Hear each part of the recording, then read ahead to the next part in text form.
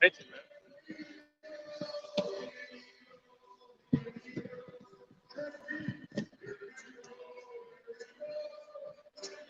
Love chicken, love chip.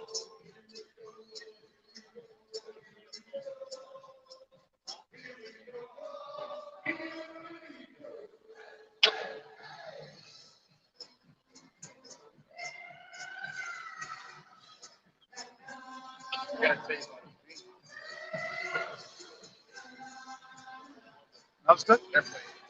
Right. That's good. So hey, yeah. So yeah, like the brother was saying, man. At this time, from this time, the food was so scarce that we're looking for bird food, man. They were eating donkey's head, man. You ever seen a donkey head? It's huge, man. Oh, it's not so edible looking. Wait, I mean, it looks. No, but donkey, it's not edible. I never heard of, huh? What does it eat? That has good food? I never know. It has, but it's not. So it doesn't grass, the cut. Yeah, the cut. Yeah. If I'm not mistaken, I don't think the donkey. I wouldn't eat no donkey. Yeah, go ahead, Art. Second Kings chapter 6. Oh, so like, what's this? Oh, that's donkey. Put it on. Nah, bro. Doubt it. Doubt it. But go ahead. Second Kings chapter 6, 24. And it came to pass after this that Ben-Hadad, king of Syria, gathered all his host and went up and besieged Samaria. So he went to go take Samaria, man. He went to attack that city. Go ahead.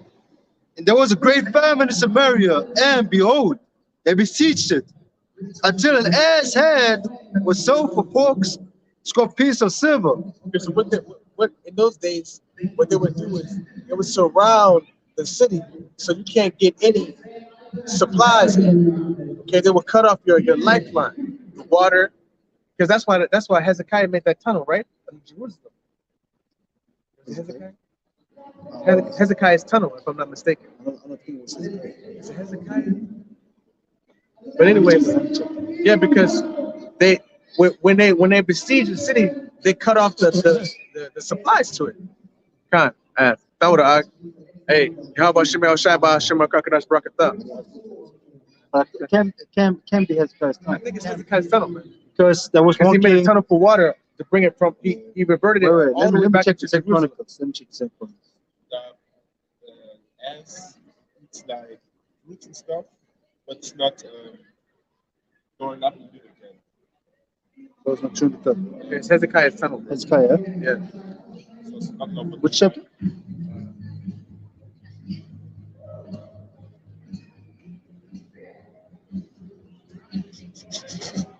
Second Kings 20 and 20. Oh yeah, I'm ready. It's funny how we just had two precepts in Second Kings, right?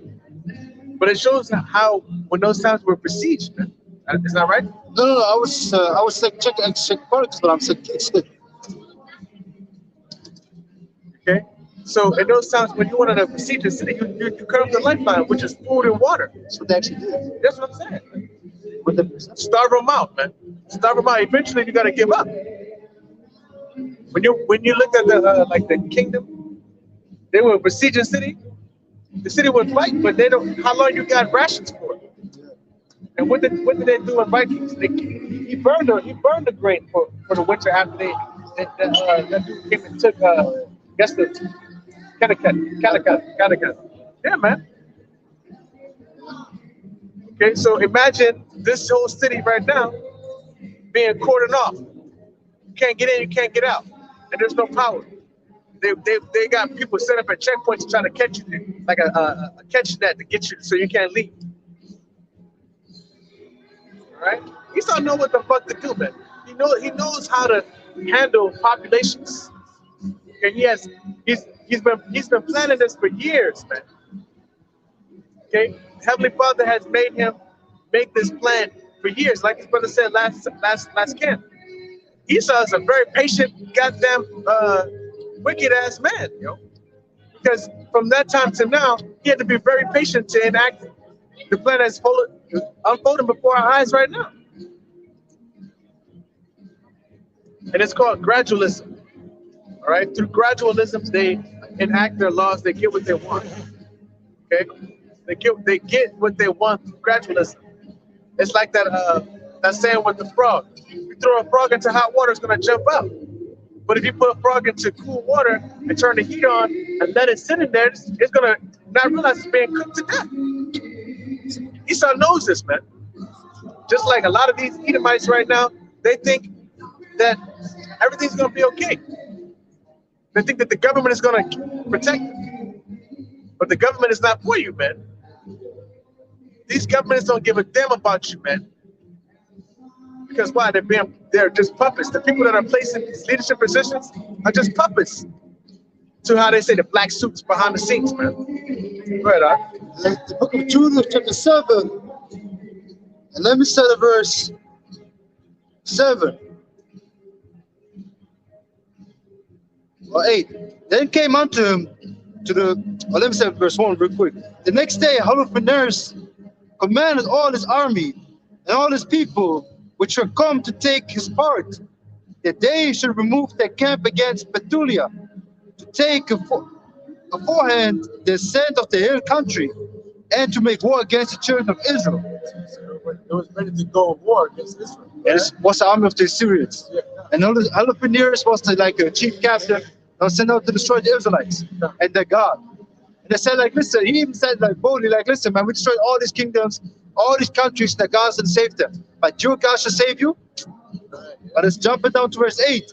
Then came unto him all the chief of the children of Esau, and all the governors of the people of Moab, and the captains of the sea coast, and said, let our Lord now hear word, that there be not an overthrow in that army. For this people of the children of Israel do not trust in the spears, but in the height of the mountains wherein they dwell, because it is not easy to come up to the tops of the mountains. Now therefore, my Lord, fight not against them in the battle array, and there shall not so much as one man of the people perish. Remain in the camp, and keep all the men of that army, and let their servants get into their hand the fountain of water, which issueth forth of the foot of the mountain. For all inhabitants of Bethulia have their water tents. So shall thirst kill them, and they shall give up their city. And we and our people shall go up to the tops of the mountains that are near, and will camp upon them, and watch that none go out of the city. So they're like, yo, man, you can't, look, Israel is up on the mountains, man. You can't fight them up there, man. It's hard to fight on the side of a mountain. I know. Trust me, I know. It's hard to conduct combat on the side of a mountain, man. It's not easy. Okay, on the face of a mountain. Okay, so he's like, stay in your camp, and just, you know what? You got to get control of the water source, man. You got to get control of the water source, and they're going to die of thirst. What is it, 72 hours? I was thinking just about that. 72 hours, right? 72 hours, man. Yeah, I don't know really about that, because when brothers did the fast, you really start feeling it. Yeah, you start feeling it, but I think like after like a week or something. Or but let it be hot too, right? Yeah, it depends, man. I don't know how long really you can go without water, like till you really dehydrated. Dehydrated, and you can do nothing. I think it's 72 hours if you're in the sun, really sweating. You know what I mean? Because I've seen cats in Georgia, you know, they've been told drink water. We had a thing where you had to drink a whole canteen of water every morning, drink water throughout the day, and they still got dehydrated. Had to give them a emergency IV. Because it was used to it. Right? Yeah. You know what they did to this dude, man? They put it, you know, the enema? An enema is like a tube with a nozzle on it, and it's attached to a water bag. They shove that shit in the dude's ass, man, and stomp on that water bag, man. And water go into the system. That's how they didn't come straight out again? No. They shove that shit up in there and they stomp on that water bag, bro. Put all that water in your system. You know? Or we did kind of like this. Person that he's dehydrated, you get an attack. They start shooting bullets. Hey, you gotta give him an IV, give him an IV. You know, under pressure. But God, so they said you gotta control the water source. All right, control the water source. You're gonna thirst them out. You're gonna kill them because they need that water. And that you know you need water for everything, man. When you want to cook, when you want to bathe, when you want to drink, when you want to relax, water is the life source, man. And if this whole city depended on this stream of water and you cut it off, hey, you got them under control, man. Go ahead, Alex. Get into emotion. Yeah, man. So going back, Second Kings to 6 and 25. I said, like, at one point that I want to add also to the Judith, you have to understand, Edomites were always chief in fucking us up with actually heathens in general, but Esau was always in it because Moab was also there. And don't forget what they said. We make sure that nobody gonna escape from the city. So they said we're gonna slaughter them all.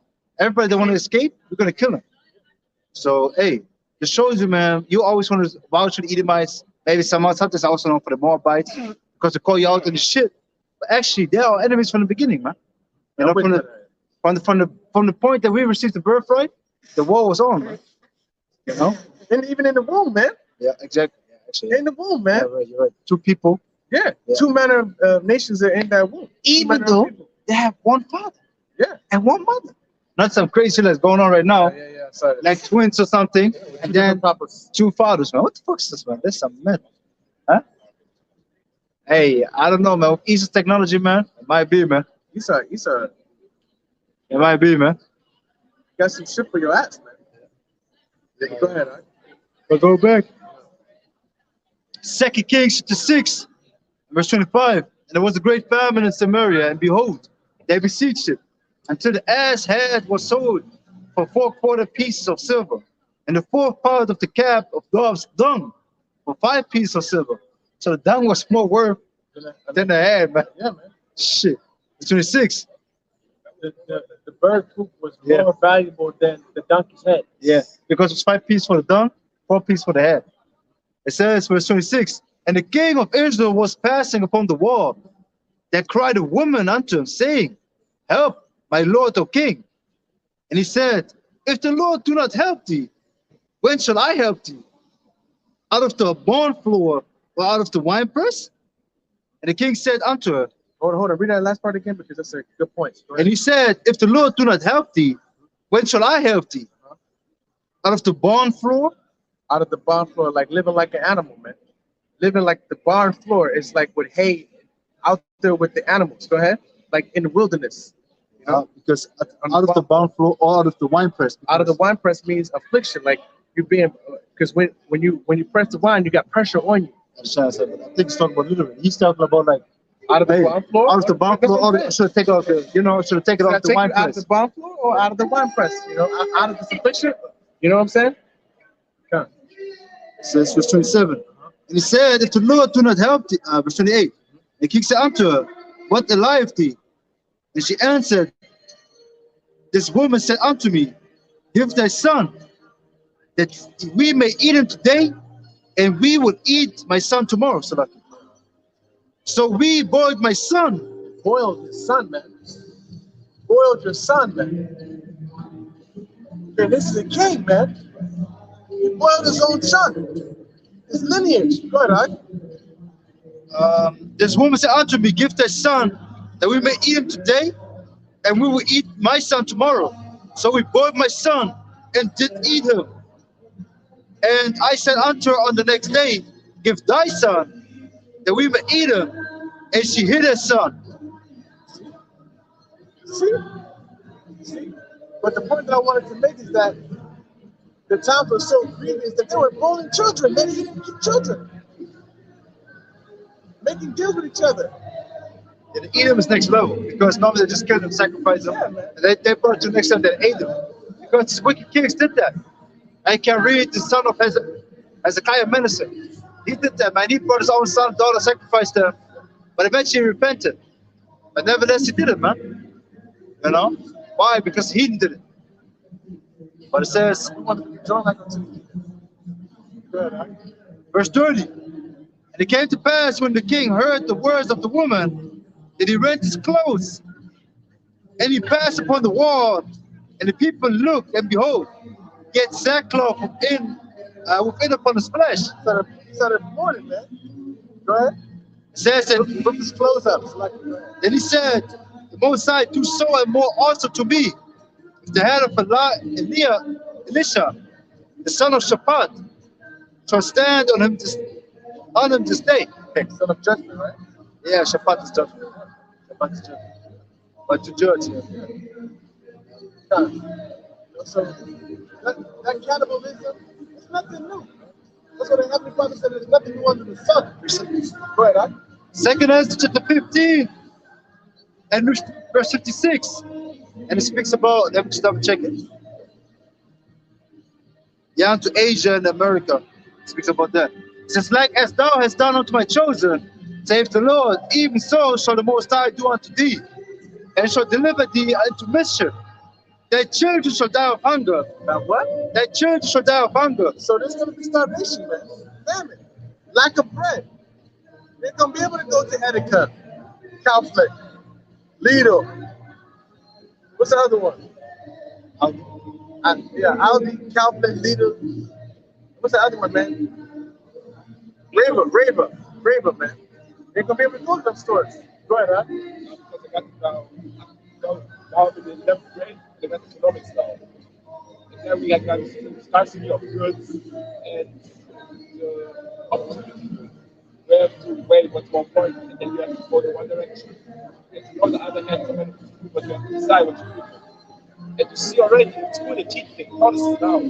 So you see the time step. It's going to happen. They're desensitizing you to it. Yeah. Go ahead, huh? It says, thy children shall die of hunger, and thou shalt fare to the sword. Thy city shall be broken down, and all thine shall perish with the sword in the field. The city shall be broken down, all thine shall perish. Perish. What? With the what? With the sword in the field. With the sword. Okay, go ahead. They that be in the mountain shall die of hunger, and eat their own flesh, and drink their own blood, for very hunger of bread and thirst of water. And you're so thirsty, you drink blood, man. And you can't survive this. You can't So drink hungry, blood. you're drinking blood, man. That's going on, man. Big time. The blood drinking and obviously cannibalism is going on. But drinking blood also is but that's what they were doing to survive. That's the point I was trying to make. Okay? Because these Edomites, you think they give a goddamn about the next man that they can't eat? Hey, above all, Moab gonna go bonkers, man. Moab already eat every goddamn thing anyways. They already eat everything, man. The Moabites already eat everything, man. You know, the first thing they're gonna go all these the house here. All these house pets, man. Where was it again, man? There was a situation like this. I forgot which country, but also in the city of Havana. There was a Chinese man, he snatched all the cats from the street, bro. He said all the cats from the street, they ate them. And there was like, where did all the cats go? They didn't found them. And he didn't know he came from China. He thought it's allowed. He knew. Of course he knew, but he blamed. He said, like, I don't know. He played his immigrating card. But yeah, that's what it is, man. Because first, when you think about the process, right? First, food and water gonna go. Then electricity. Or not even like, what I mean, like the process of process, you know? Wow. Food and water gonna go. Then they're gonna look for new things, you know? Then they might eat the cats, dogs, eat these things. Then they're gonna be like the Chinese, the Vietnamese, man. They're gonna be like them, man. Because the Vietnamese eat dogs, they eat cats. They got dog heads for you right there on the shelf, man. Yeah, man, they do that. Japanese. And also Moabites, Ammonites do that. And then after that, what you have? Everything. Then you have the leather belts, you know, the leather clothes. And then the next level gonna be the cannibalism, because the same thing happened in the book of Eli. Remember the book of Eli? And the book of even men, they was eating each other. But they was looking for them, right? Because they had the twitching or something. They had the shaking. But they ate each other, they had the shaking, and they had to kill them. He went to the house with the woman and the man. Yeah. And then she was like, I got some steak for you. Yeah. And he was like, how do you get this meat? She was like, don't worry about it. Her hands were shaking. Yeah. You know? Then they come to find out they're eating humans, man. But the other movie was, I think it was Together. That's awesome. But nothing Allah was suggested for us? Yes, this one. Same thing. Because there was also, you know, like the aftermath, war and stuff like that happened. Famine, you know, like after apocalyptic music, the movie. He had the famine everywhere. He had no dogs, no deers, nothing out there, right? Yeah. Then the dude gets saved by another dude, and he like, got some meat for you. There. So I haven't seen no deers out there, man. Where does meat come from? Yeah. And he said that. He said that. Yeah, He that's said what I that. said, He broke it down because he ate it. And he was like, it's good. But then somehow he mentioned it's humans. Yeah. And he looked at him like, what? What do you think is it? Do you see any dogs out there? Do you see any deer out there? It's real gamey. Yeah. Tender. He said tender. He said it's tender, man. Yeah, man. And that's what it is. You know? And to that, they start to eat each other, man. Right? But absolutely okay. Yeah. Allergies. You got allergy problems. It's just Satan, man. You know, it always happens at camp too. What are you? So, and I got another scripture. Because of the famine and the lack of bread, this is not going to happen. Zechariah chapter 14 and verse 13. And it shall come to pass in that day that a great tumult from the Lord shall be among them, and they shall lay hold everyone on the hand of his neighbor, and his hand shall rise up against the hand of his neighbor. Why? They're looking for that food, man. That belly is grumbling, man. That belly is growling, and you get these people who ain't never went without. 6 times a day, Yeah, man. 7 times a day. Like on a job, they eat all day. And what was it, Captain? She said, I said, yeah, I only eat once a day. She's like, I can never. I eat 5 to 6 times a day. I'm like, that's how you're gonna die. I said to myself, that's how your ass gonna die, right there. Oh Yeah. man. What Esau? Yeah. Yeah. Esau. Yeah. Back in the day, Paul is dying, every cell Eat your raw meats, man. that really reddish was not really raw meat. I don't want to see inside. Yeah, that's another thing, actually. Yeah, man. Worm infested, man. Worm infested. Yeah, man, mouth, man. Jobs on that, man. Like alien. God, like alien. Like alien. man. That's good. Yeah, man. Hey. Exactly like it. Yeah, man. The jumper. Takes over. Oh, shit. Takes over, man. Shit. I haven't heard about that in a minute. But yeah, man. You know? Because, you know, and today, the meats that they sell, they got parasites in them, man. Especially if it's cheap meats. Don't talk about pork. You never can eat pork too, right? Raw pork. Listen, man. He eats raw liver. I saw it. He saw the liver and he Hey, remember back in the day when we saw that video from the old bike who had his brain was infested with worms from eating the uncooked pork? His brain was infested with worms, man. Into the X-ray, he saw nothing but worms in his brain, man. He was going crazy. Remember, he was having seizures and going nuts, man. Eating that raw meat, eating raw pork.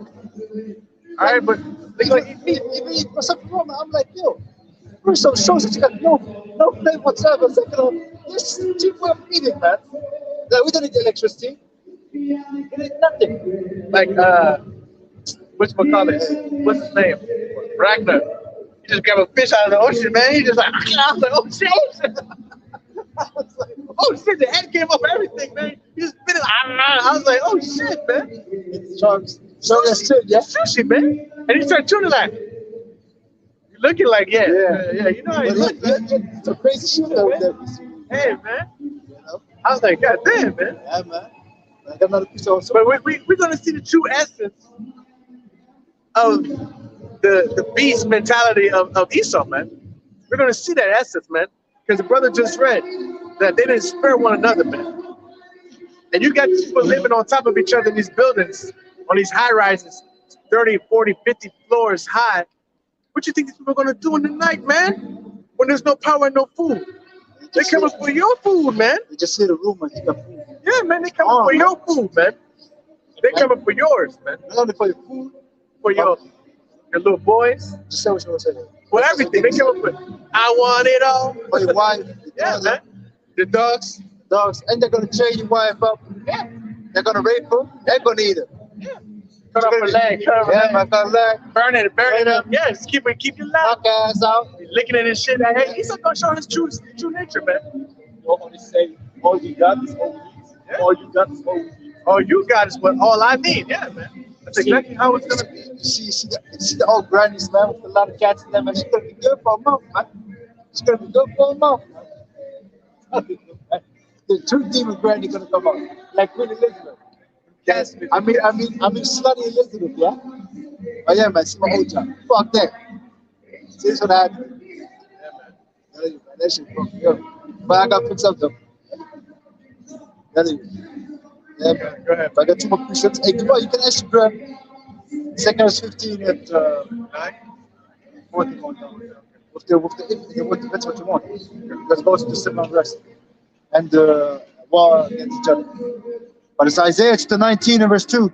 And I will set the Egyptians against the Egyptians, and they shall fight everyone against his neighbor. So like against his brother, and everyone against his neighbor, city against city, and kingdom against kingdom. It's his brother, man. Yeah, man. That's the next level. Like very close friend, man. Yeah.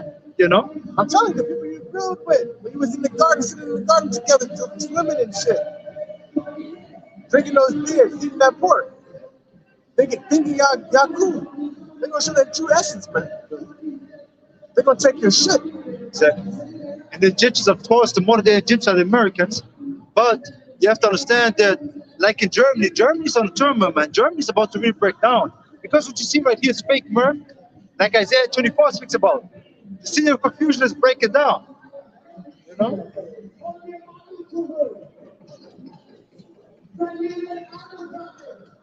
You know, the city of confusion is about to break down, and the new wine language and mourning.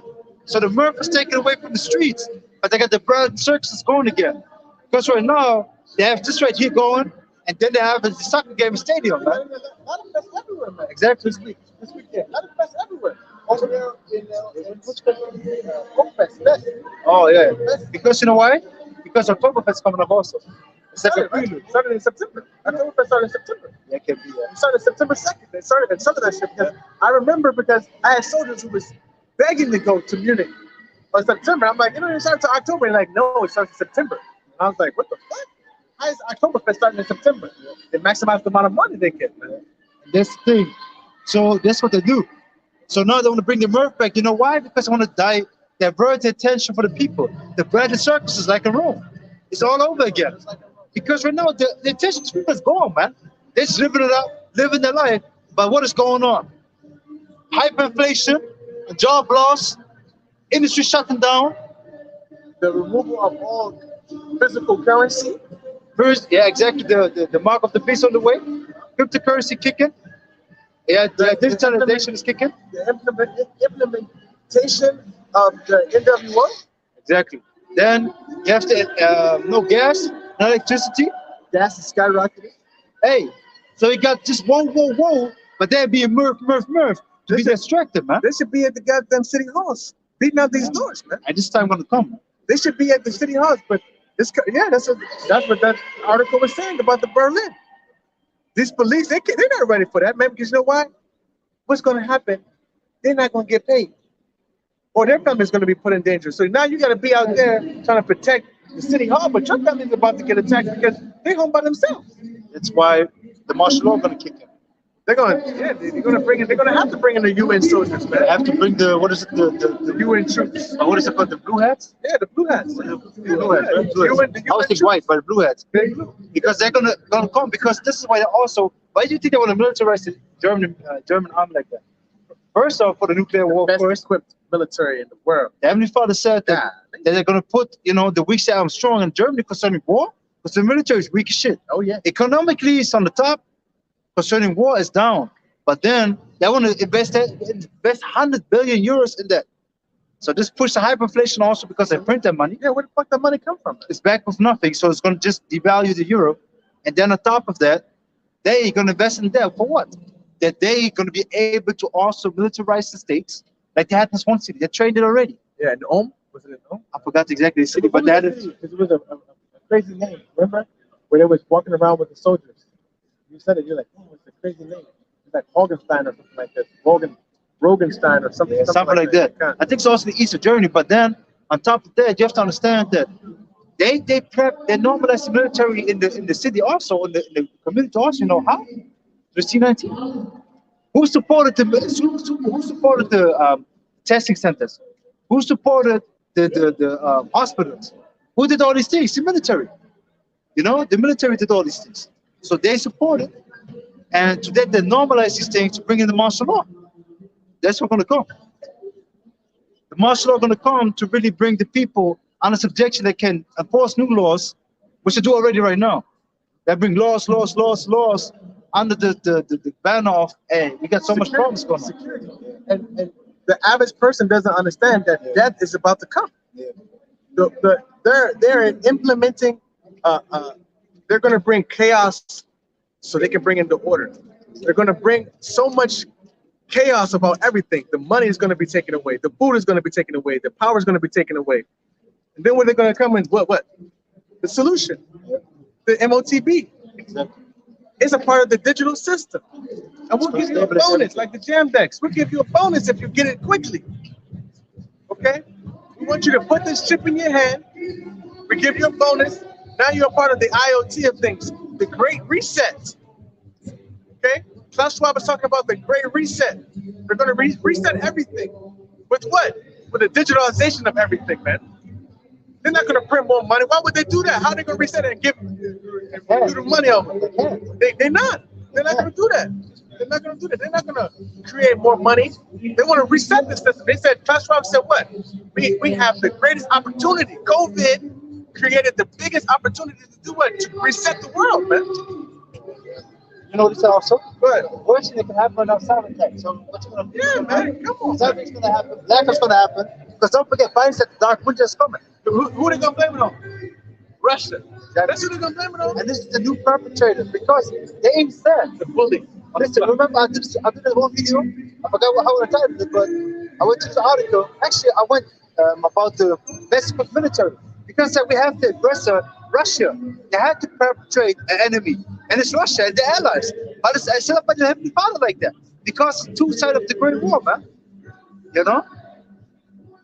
Yeah, man. But it's still a Christian for the food. Isaiah chapter 65, verse 13. Therefore, they say, let me start a verse 11. It says, but ye are they that forsake the Lord, forget my holy mountain, and that prepare a table for the troop, and they furnish a drink offering unto that number. Therefore will I number you to the sword, and ye shall all bow down to the slaughter. Verse 12, therefore will I number you to the sword. 11. Verse 11.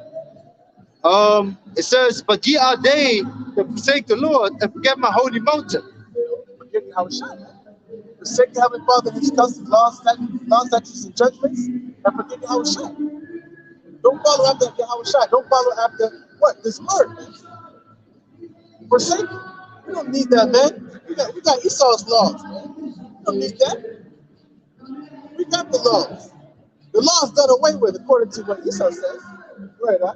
It says, they forget my holy mountain, they prepare a table for their troop, and they furnish the drink offering unto that number. Therefore will I number you to the sword, and ye shall all bow down to the slaughter. Because when I called, you did not answer. See? So the Heavenly Father was out here sending his men out here and calling for the children of Israel to come back into their law, statutes, and commandments, to come back into the holy mountain of Israel, which is Yahweh Shai. That's what the Heavenly Father says. No, I mean Yahweh Shai says, what? No man can get to the Father but through me. Okay? I am the way. See? Go ahead, Ad. Says, forget my holy mountain. No, so like, because when I called, you did not answer. When I spake, you did not hear. But did evil before mine eyes, and did choose that wherein I delight not. Choose all of these ways of the heathens, man. Okay, so, yeah, because it said, yeah, the people went and bowed, to the other gods, and did not just what Heavenly Father did want them to do. So they are brought up to the slaughter. So we're going to have to keep the list to the Heavenly Father. They follow Him. They move according to the way of the Lord. They're going to be delivered. They're going to be protected. And even in death, we're going to be delivered. Even if we have to get our head chopped off, we're going to be delivered. Because our people don't want to listen. You know what's funny? Everybody turned their head to us, but then Eve, or I don't want to call it Eve, but the so-called black woman, is turning her head from us. She saw us from why she was looking like this, walking off. Why is that? Because they don't want to hear like we just read. What is it? For they are a stiff-necked people. Her neck was stiff. They're stiff-necked, man. Haughty and stiff. Yeah. But your ass gonna be humbled, man. You're gonna be humbled the hardest, man. That's right. Okay? You're gonna be brought down to the ground, man. You're gonna be begging for a man of the Lord to save your ass, man. Yeah. You're gonna be begging for a man of the Lord to take that reproach off of you, to help you, to give you comfort, to give you shelter. Hey, like the one dream. You're gonna be in the situation of the sister that had a dream In the barn. yeah, man. that she was about to be raped by soldiers. She By the cried. US soldiers. She was crying to Yahweh Shem Shai. You know, Yahweh represents a true dream. Gonna be, fulfilled. And the elect man came down and delivered her. But you're gonna be raped, and you're gonna be eaten, and you're gonna be killed by the soldiers, man. I got goosebumps because when she said this dream, I pictured how he came down right. He was just doing easy work on the boys, man. And what did she do? What did she do? She came to a game for hug. What did they do? They gave praises to who? Yahweh Shem Shai, man. She didn't praise him. They both praised Yahweh Shem Shai, man. Yeah, because that's what everybody gonna do, man. Yeah, man. When you praise, when you ask for everybody's protection, you're gonna send the man. You would answer for something, you might send the man. Like I did a video.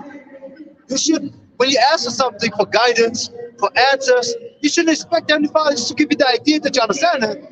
A man might come to you, and it's a fellow man in this truth, and break it down to you, man. Because everybody works through his men. You know? It was like, and this was the last week that just ended now, or the week before.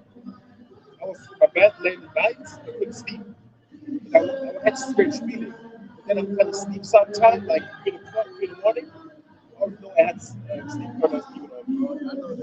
And I couldn't sleep because it was like, I was laying there and had pressure on my chest again. I tried to open my mouth, but I couldn't. But pain in my head. And and we have to give it step by step and move your body more. And as soon as I could open my mouth and said, yeah, how much damage I think was gone. And that really reminded me how strong this snake is. And how powerful the snake of Yahweh Shemir Shai is. Take unto that, prepare your day.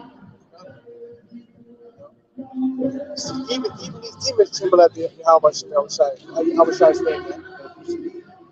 Question? Question, genau, Frage. Yeah. Frage. Mein Name ist Lampi. Also man stellt sich immer mit Namen vor, wenn man sich kennt. Yeah. Und ich komme aus Griechenland. Und Sie sind mit der Bibel in der Hand. Und wie heißt eure Organisation oder eure... Wo kommen Sie her? Wir kommen alle aus Israel. Unsere Vorfahren kommen aus Israel. Wow! Ich bin richtig hier, aus Israel. Unsere Vorfahren. Wir sind hier geboren. Wissen Sie, Israel ist ein anderer Name von Jakob. Ja, wir wissen das. Ja, wir wissen das. Und welcher Gott hat Jakob, Abraham, Isaac, Sarah, Ja. David? Welcher Gott? Wie heißt sein Name? Yahweh. Jehova. Jehova. Es geht diesen Namen, nicht? Also, wenn wir das alles sehen, ne? Ich auch. Was hat Jehova vor? Was für die Zukunft? Was steht in der Bibel? Entschuldigung, haben Sie viel gesprochen und haben Sie unterbrochen? Ja, alles gut. Nicht so kompliziert, meine Jungs, nicht so kompliziert. Öffnen Sie die Bibel und zeigen Sie mir. Nur Geduld. Also, wir haben gesagt, der Name ist Jehova. Jehova. Welcher Name unseres Vaters? Die Bibel. Und Jesus Vater. Oder Himmelsvater, genau. Langsam sprechen, damit ich verstehe. Der Punkt ist dass im antiken Hebräisch, was Abraham, Isaac und Jakob gesprochen haben, da gab es kein E, kein V und kein O. Richtig, nur Konsonanten. Kein Konsonant. 4 Konsonanten. Das heißt, der Name ist nicht Jehova. Der Name ist Yahweh. Yahweh. Aber es ist ein Name. Ist der Name. Jetzt, Ist wie ein wir Name. das aussprechen. Nein. Ist genauso wie mein Name. Man sagt, man spricht ihn vielleicht anders aus, aber die Art, wie man schreibt, ist dasselbe. Man schreibt, mein Name zum Beispiel ist Louis. Louis. Genau, Louis. Mein Name ist Louis, okay? Das heißt, man schreibt Louis, wenn ich jetzt mich jemand anspricht oder anschreibt, egal welche Sprache er spricht, er schreibt Louis. Das heißt, die Aussprache, vielleicht sagt die Spanier Luis. Okay. Das bleibt das Ding. Okay, also dann alle vier, ich und die 3 Männer, wir stimmen zu, dass der Name Gottes gemäß der Bibel Jehova ist. Yahweh, not Jehovah. Jehova ist dieser Name. Nein, das gibt Jetzt Jehovah. noch einmal. Das ist Yahweh. Ob du Peter heißt, oder Peter, oder Peter, oder Petrus, du bist das. Genau, Jetzt, aber auf Griechisch rufe ich dich Petro, auf Deutsch Peter. was der Name bleibt gleich, wie ich ja vorher erklärt habe. Okay. Der Name ändert sich. Okay. Der Punkt ist, weil dieser Name hat Kraft. Wenn Jehovah sagt, hat es keine Kraft. Aber Yahweh hat Kraft. Es hat einen Effekt. Sprechen wir von dem gleichen Gott? Ja, mit der sprechen wir. Okay, dann weiter. Jehova oder Jehova. Yahweh. Was verspricht uns mein Junge für unsere Zukunft? Diese Chaos, Zerstörung, Tod. Das bringt die Zukunft. Tod und Zerstörung bekommen auf die Erde. Zerstörung. Zerstörung und Tod. An welche Person? Überall. Bravo. Überall. Überall Ja. wird es kommen. Auf die ganze Welt. Give me 2 Ezra chapter 15. Bitte auf Deutsch, weil ich auch verstehe. Ja, ich muss übersetzen. Wir haben nur Englisch. Wir haben nur englische Bibel. Ich muss übersetzen. 2 Ezra 15. And start at verse 5. 2 Ezra chapter 15, Yeah. verse 5. Welche? Zweite Esdras. Auf Englisch, Esdras. 2 Esdras. Esdras. Kennen Sie die Apokryphen? Kennen Sie die? Apokryphen. Apokalypse? Offenbarung? Apokryphen. Ja, sehen Sie mir auf. Alles gut, alles gut. Also, Kennen Sie Apokryphen? Apokrypha, das ist ein griechisches Wort Ja. und das ist nicht in die 66 Bücher der Bibel. Doch, Das ist so viel studiert. Ja. Und Aber- darum eine Frau, Ich bin auch eine Oma, ich habe 2 Enkelkinder. Ich nehme die Initiative und komme ich zu Ihnen, weil ich sehe 3 Jungs, hier ist ein Chaos, die Leute amüsieren sich und ihr steht so verkleidet mit der Bibel und jetzt wollte ich mal euch ansprechen. Was verspricht Jehova Gott oder Jehu oder wie du das nennen willst, aber es geht um diesen Gott, unser Vater im Himmel. Was verspricht uns für die Zukunft? Du hast schön gesagt, Vernichtung. An alle. Die Welt, aber er hat auserwählt. Die 144.000. Die 144.000. In der Offenbarung. Genau. Offenbarung steht das. 144.000. Aber wir lesen erstmal das. This is 2 Ja. Ezra chapter 15, Langsam, verse 5. Esdras, langsam. Also wenn wir über Jehova sprechen, nehmen wir Zeit. Machen wir nicht so. Wir nehmen immer Zeit, aber wir lesen. Der Punkt ist aber, es wird nicht in ihrer Bibel sein. Weil wir lesen aus der Apokryphen. Warum? Es Weil- ist nicht genug die Bibel. Brauchst du noch was dazu? Das ist Teil der Das Bibel. ist, guck mal, das ist eine Das ist Gefahr. Teil- Nein, von das ist Teil Satan. der Bibel. Weißt du warum? Nein. Okay, fangen wir so an. Weißt du warum? Zu welcher Die Sprache? Mormonen, Nein. die Mormonen, Warte kurz, Sie reden mit mir. Okay, zu welcher Sprache? mit allen. Zu welcher Sprache geht die Bibel zurück?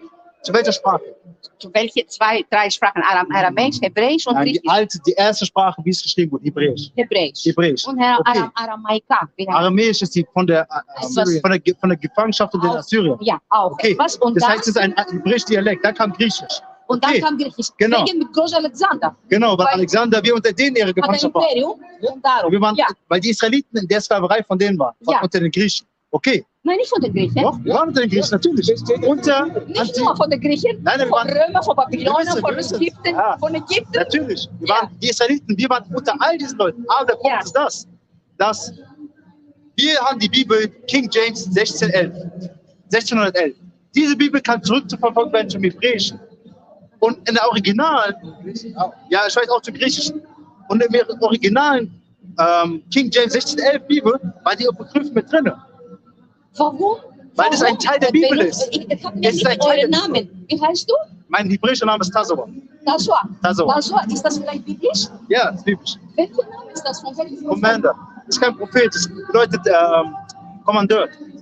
So ein Okay, Kommandeur. wir sind keine Kommandeur, wir sind einfache Leute. Jakob. Jakob? Jakobus. Ich freue mich, Jakob. Kaba? Kaba. Und es kommt alles aus Israel. Der Vorfahren kommt aus Israel. Auf jeden Fall nicht gesagt. Jetzt fangen wir an. Er hat nicht gesagt.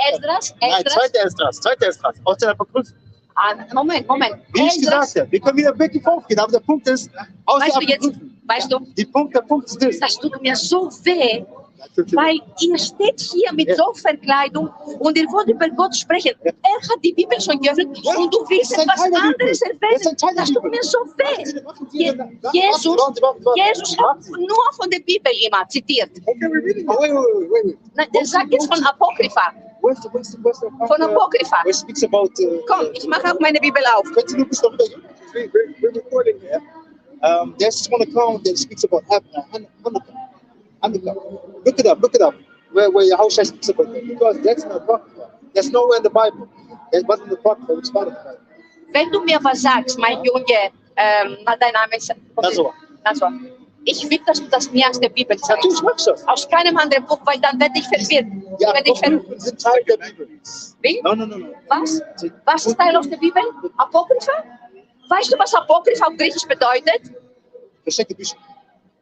Apokrypha Versteckte Bücher. heißt etwas Verstecktes. Versteckte Bücher. Und Jehovas Licht ist kein Warum nichts ist Verstecktes. versteckte Bücher? Warum ist das? Warum? Weil in der Bibel, in der Apokryphen steht, dass wir unter den Gefangenschaft von den Griechen stehen. Das steht Also, nirgends in der Bibel. Ich habe Esdras Das Buch zweite aus der Esdras, Bibel. nochmal. Zweite Und Esdras. ich habe von ihm 10 Zweite Esdras. Kapitel. Sind Genau. das nicht genug? Jetzt müssen wir woanders schauen. Okay, Also wir gehen in Zeit Esdras. Okay. Das ist das Was willst du sagen? Entschuldigung, ich höre.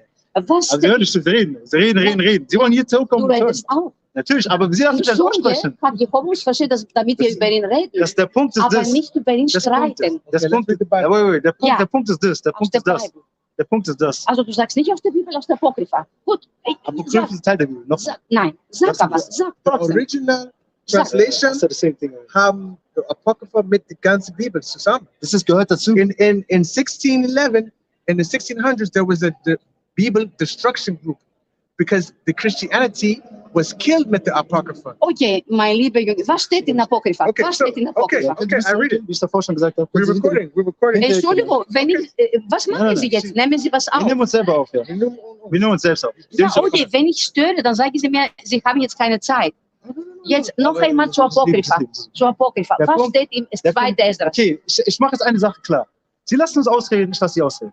Wenn wir das nicht machen, können Sie weitergehen. Bitte sprich Nein, etwas ich mehr hab langsam auf Deutsch, damit ich dich verstehen will. Ich habe gesagt, Ja, lassen Also im Sie mich zweiten- aussprechen, dann lassen Sie aussprechen. Wenn wir das nicht halten, müssen Sie weitergehen. Weil so können wir keine Konversation führen. aber um zusammen zu sprechen, Das sind die wir Regeln von uns. brauchen einen Maßstab. Aber Das habe ich ja gerade auch gesetzt. Und Ich der lasse Maßstab welchen? ich lasse Sie aussprechen, Sie lassen uns aussprechen. So Okay. spricht die Bibel. Das ist der Einverstanden. Punkt. Ja, Okay, go to second Esdras. also im Second zweiten- Esdras chapter 15 and verse 5. 2. Esdras 15:5. Behold, Seht, saith the Lord, sagt der Herr, I will bring plagues upon the ich world, werde Plagen auf die Welt bringen. a sword, Ein Schwert, famine, Hungersnot, death, Tod and destruction. und Zerstörung. For wickedness hath exceedingly polluted the whole earth. Weil die Boshaftigkeit übermäßig die Welt beschmutzt hat. Weil die Boshaftigkeit, Sie sehen ja, überall ist Boshaftigkeit. Und wer ist der Herr der Bösheit? And Der himmlische Vater. Der himmlische Vater.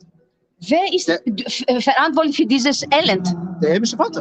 Und wo ist der Satan? Gib mir Isaiah 50. Und wo ist der Satan? Isaiah 45. Und der Satan? 5. Satan, was macht der? Satan gehorcht dem himmlischen Vater. Bitte? Satan gehorcht dem himmlischen Vater. Gehört? yeah, Gehört? natürlich. Yes. Steht das in der Bibel?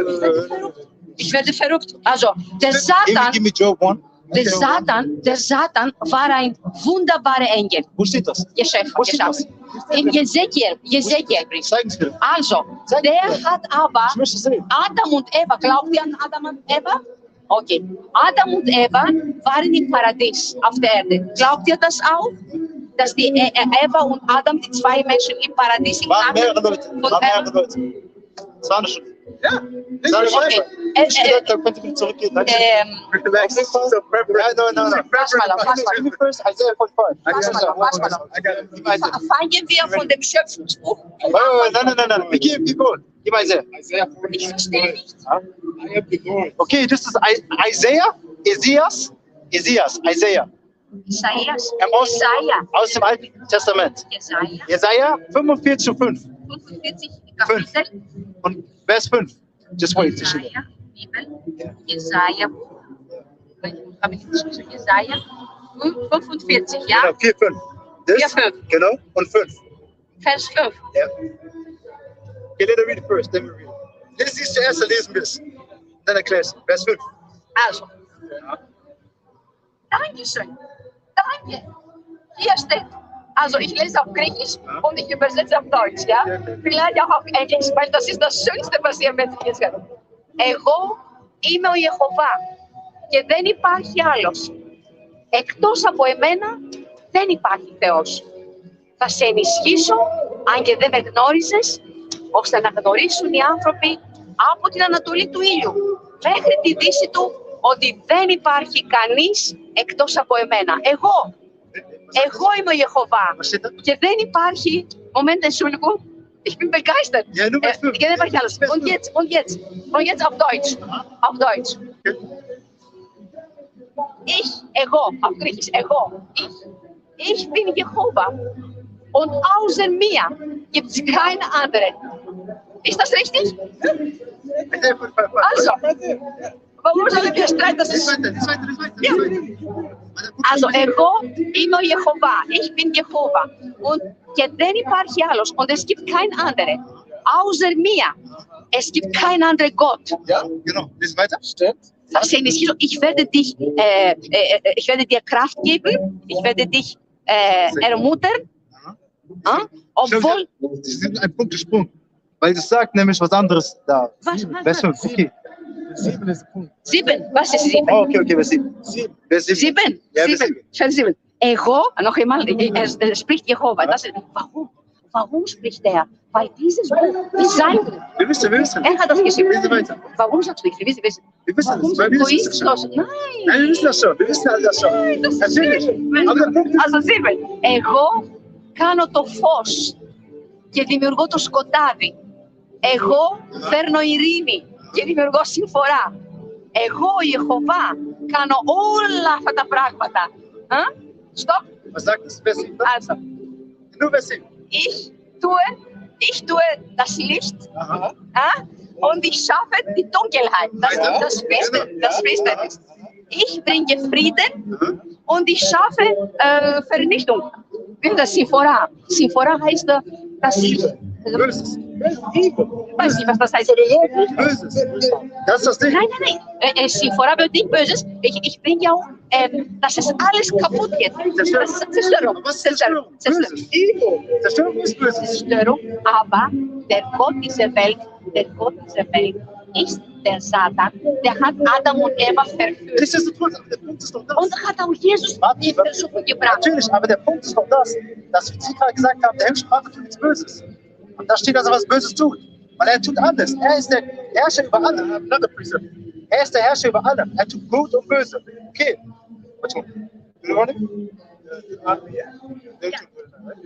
Fünfte Buch Mose. Fünfte Buch Mose. Fünfte Buch Mose. Ja. Γέννηση, Έξοδο, Λεβιτικό, Αριθμή, Deuteronomium. Okay. So, also jetzt 5. Mose. 5. Mose, welches Kapitel? 32. 39. 39. 32 und 39. 32, warte mal. Ja? 32, Vers 39. 32. Warte mal, langsam, weil ich spreche Griechisch. Ihr seid auf, und wir müssen langsam, damit wir nicht durcheinander. Also 39, ja? Das hast du gesagt. 39. Das ist auch hier laut. Wir können schreien, weil wir wollen uns hören. Und das ist nicht schön, aber macht nichts. Ich freue mich, dass wir darüber sprechen. Also 39. Warte mal noch ein bisschen Geduld, bis ich das finde. Ja, kommt gleich. So. Also, δείτε λοιπόν ότι εγώ είμαι αυτός και δεν υπάρχουν θεοί εκτός από εμένα. Εγώ θανατώνω και εγώ ζωοποιώ. Εγώ τραυματίζω και εγώ θα γιατρέψω. Και κανείς δεν μπορεί να ελευθερώσει από το δικό μου χέρι. Also? So, wenn ein Mann ist gestorben, wo macht das? Wenn ich mag die Würde auf ein anderes Mensch, wo macht das? Meinst du, wenn ich zum Beispiel wie Kai hat Abel getötet, sein Bruder? Was meinst du da? Okay, nein. Nee, versuch mal. Ich kann auch nicht so gut Deutsch. Okay. Aber das hilft uns. If I kill a Wenn man du, here, wenn du jemanden tötest, wenn du zum Beispiel tötest oder mich tötest. Nein, zum Beispiel. Wir wollen nicht, nein, wir wollen auch nicht die töten. Niemanden no, töten. I'm just like, listen. So if I kill someone, who did it? Was sagt er jetzt auf Englisch? Sagt, Wenn er jemanden wenn tötet. jemand tötet, wer hat es ultimativ getan? Wer? Wenn jemand jemanden tötet, wenn jetzt Typ 1, Typ 2 tötet, wer hat es gemacht? Wer hat die kontrolliert? Wer hat die kontrolliert? Ja. Er hat selbst die Kontrolle verloren. Just Das read hat it. Liebe. Nein. Okay, warte, just wait before you read it. Was bedeutet 5. Buch Mose 32, Vers 39? Was sagt es auf Deutsch? Was sagt auf Deutsch? Was sagt es auf Deutsch? Ach, ich versuche so. Also schaut, dass ich bin derselbe. Ich bin das. Und gibt es keine andere Götter außer mir. Also ich töte und ich gebe Leben. Siehst du, wer tötet dann? So wer Ich, tötet? Wer tötet? Aber ist der Punkt schon. Wer tötet? Der himmlische Vater. Der himmlische Vater tötet. tötet welche? Leute tötet. Die ihn verletzen, Ist seine egal, Gesetze der- verletzen. Aber er tötet Leute. Richtig oder falsch? Er tötet sie wie? Das heißt, er nimmt ab die Möglichkeit, dass sie im Paradies leben. Die werden für immer nicht existieren. Richtig. Die werden nicht, zum Beispiel Kain, Sodoma und Gomorra, die Leute von Sintflut von Noe, die sind ertrunken, die werden nicht mehr geben. Die sind wieder hier auf der Weil Erde. Jehova hat sie vernichtet. Die sind gerade wieder auf der Erde. Durch die Regeneration. Doch. Nein, mein Doch, lieber sind sie. Junge. Yes. Doch. Was Jehova mit seinen Händen, wie du sagst, vernichtet, was er mit seinen Händen vernichtet, es ist fertig. Kommt nicht wieder. Es kommt wieder. Dann ist das lächerlich. Das kommt nicht wieder. Warte mal. Denkst du, die kommen wieder? Okay. Warum? Was machen die? Weil die Geschichte sich wiederholt. Genauso wie es in der Zeit von Noah war, ist es jetzt. Genau, aber Genau. mit anderen Namen, Andere mit anderer Namen, Kleidung. Genau, aber anderen mit denselben Leuten. Mit denselben Leuten. Dieselben Leute Genau, dieselben Leute kommen sind wieder. schon tot. Nein, die kommen wieder, weil das ultimative Gericht am Ende kommt. Das ultimative Gericht von der himmlische Vater, die Also dann Zerstörung. verstehe ich, dass du nicht glaubst, dass es eine Wiederauferstehung gibt. Doch, gibt es. Okay. Es wird Dann geben. diese Leute, es sagt Jesus, dass diese Leute, der Kai, Sodom und Gomorra, die Sintflut von Noe und alle Leute, andere Leute, die Jehova getötet hat, er hat sich entschieden und wenn er sich entscheidet, kann nicht mal so und mal so. Das ist immer seine Meinung. Und jetzt, manchmal, die sind für immer, die werden nie auch wieder auferstehen wie Eva und Adam. Nie wieder, nie. Sie sind gerade wieder hier. Weil in der dritten Generation, die Leute kommen wieder. Und Das was ist genau machen die? dasselbe, was gerade abgeht mit diesem LGBTQ, Was mit ist das? wo die Leute einander lieben, Mann und Frau, Frau und Mann. Mann und Mann, Frau und Frau. Kennen Sie das? Das ist abscheulich. Genau, und das ist ja gerade, was die Welt macht. Das ist gerade, was in der Welt, gerade in der Welt Also möglich. das ist jetzt diese Welt, wo wir Genau. leben. Und das war ist, auch- sagt Jesus, und das ist auch- schlimmer. Genau. Ist schlimmer als Genau. Sodom und Und Gomorra. warum? Weil wir zum Ende kommen, weil das finale Gericht kommt, Richtig, bevor der richtig. himmlische Königreich. Richtig. Aber dieselben Leute wie in den alten Zeiten sind gerade zurück. Aber nichtsdestotrotz, Nein, mein doch, Lieber, aber wir egal. sind- Auf jeden Fall der Und Punkt, wir tun auch Böses auf der wie Punkt- die damals. okay, wer war Johannes? weißt du- Warten Sie kurz, der Johannes, kennen Sie Johannes? Johannes ist einmal der Warte, Täufer nein, Johannes der Täufer, kennen und Sie, ja? einer des Schüler, Aber Johannes der Freund Täufer, von Johannes der Täufer. Was hat Jesus gesagt, wer Johannes der Täufer ist? Johannes der Täufer, was hat Jesus gesagt, wer er ist? Was sagt man? Johannes der Täufer ist Elias oder Elijah, der Prophet. Wie kann er Elijah der Prophet sein, der im Alten Testament war, aber dann war er mit Jesus, weil es dieselbe Person ist? Doch. Die ist es. Leute haben ihn Gib mir verwechselt. Die Leute haben auch gefragt, er hat auch seine Schüler gefragt, was glaubt ihr, wer bin ich? Und einer hat gesagt, du bist Moses. Ein anderer hat gesagt, du bist Elias. Genau. Und dann Petrus sagt, der war so spontane Genau. Charakter, sagt, du bist des lebendigen Gottes Sohn. Genau, aber der Punkt Hat ist, gesagt. aber trotzdem, Und Jesus hat gesagt, dass, wenn ihr es versteht, Johannes ist Elias. Das hat er gesagt. Was Weil es man eine selbe Regeneration ist. Der Punkt ist es, wenn Jehova Jehova mich vernichtet, Ja. weil ich eine böse Frau war, warum soll ich wieder auferstehen? weil er einen größeren, wie nennt man das, einen größeren Purpose, was Purpose Ich habe verstanden. Purpose? Gericht. Einen größeren Grund für dich hat. Weil die Geschichte wiederholt sich und wiederholt sich und Der wiederholt Grund, sich. weißt du, was ist? Nein, Der warte, Grund ist entweder Leben oder Tod. guck mal, der Punkt ist das. Der himmlische Vater hat seinen Plan. Gib mir Isaiah 55 und 8. Gib mir Isaiah 55 und 8. Okay? Der himmlische Vater, Darf ich suchen? Isaiah, Isaias, ja, danke. 55. Isaias, einen Moment. Ich habe nicht gelesen, aber ich finde das. Isaias, wie viel Kapitel? 55 Πέντε, okay. und 8. Vers 8, 8. 55, 8. Ich freue mich, dass es die Bibel gibt. Sonst die Menschen sind zu viele sind Christen, aber die sind nicht einig. You can read it. Du hast Sie können es lesen. Du hast etwas sehr, sehr Gutes jetzt gesagt, das werde ich erwähnen. Warte mal, Sie gucken können es wir. lesen, dann wir lesen es auf Englisch. Lesen wir das Kapitel, Vers 5. Vers 8, Vers 8. Entschuldigung. Sehr schön. Liebe ich diese Verse. Διότι η σκέψη μου δεν είναι σαν τις δικές σας σκέψεις, ούτε οι οδοί μου σαν τις δικές σας οδούς, δηλώνει ο Ιεχωβά. Also, Haben Sie lesen, warten Sie kurz, lesen auf Englisch. Isaiah 55 and 8. langsam, ja? For my thoughts are not your Das thoughts, heißt, meine Gedanken sind nicht eure Gedanken. Richtig. neither are your ways my ways, Weder sind meine Wege eure Wege, Wege. nicht wie eure Wege. save the Lord. Sagt der Herr. Gib mal wieder. Lord, Verse 9. Name? Lord. Weg, hm? Der Name ist weg. Yahweh. Ja, bravo. Bravo. Dein Vater im Himmel ist Jehova oder Verse Jahwe. 9. For as the heavens are higher than the earth, Vers 9. 9. So wie der Himmel Wie der höher ist Himmel höher ist- als die Erde, als die Erde, read. so sind meine so are my Ways. ways higher than your So sind ways. meine Wege höher als eure. Genau, My genau. thoughts than your thoughts. Meine Gedanken als eure Gedanken. Und Vers Das heißt, 10 und Vers 10. Der Punkt ist das. Das heißt, der himmlische Vater hat seinen Weg, wie er Sachen macht. Aber wir verstehen durch die Bibel, dass es Wiedergeburt gibt, dass es Reinkarnation gibt. Es gibt es. Give me Exodus, like I told you. Exodus, 2. Buch Mose, 20 and 5. Exodus, griechisches Wort, Exodus. Ja, Die Exodus. sind raus Genau. aus der Genau. ägyptischen Genau. Gefangenschaft. Ja. Okay, 2. Buch Mose, Exodus, 2. Moses, ja, Exodus, Buch siehst du, Mose. Exodus 20. 20, Kapitel 20, ja. Vers 5. Ja. Bände. Also, du musst wieder weiter rübergehen, weil sie wollen das noch. Das sind die Gebote. Genau. Okay. Exodus 20 and 5. I think it's verse 4. Wait, let me double check. Before I say something wrong. Also Then du we have to machst not, du sollst keine, also es So, gibt, Verse 5. No, verse 5. Verse 5. Verse 5. okay? Vers 5. Exodus 20 and 5. Ja, Read ich it. habe. Thou shalt not confound thyself to them, nor serve them. For I, the Lord, thy God, Keep on reading. Keep on reading. am a jealous God.